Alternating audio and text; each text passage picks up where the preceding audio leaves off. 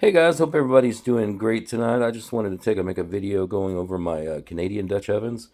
First one up is a Smart number 9. They're all really similar. They all have the same design. This one I have the trivet for. And this one actually has the Smart Brockville, Ontario logo on it.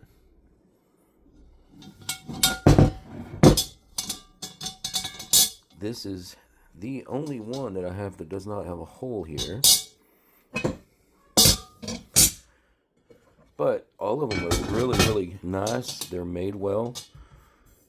I mean, everything fits really good. Got the little guys back there watch me. So now we'll go to the next one. All right, guys. The next one up is a number 9 Finley. Has the same pattern under the lid. This one I do not have a trivet for.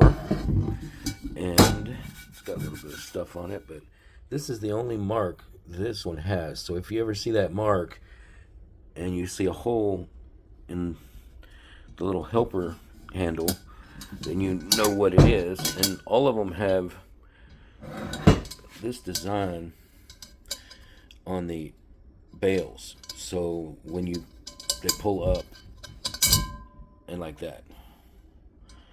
So you can rest it like that. Or you can push them down and go like that.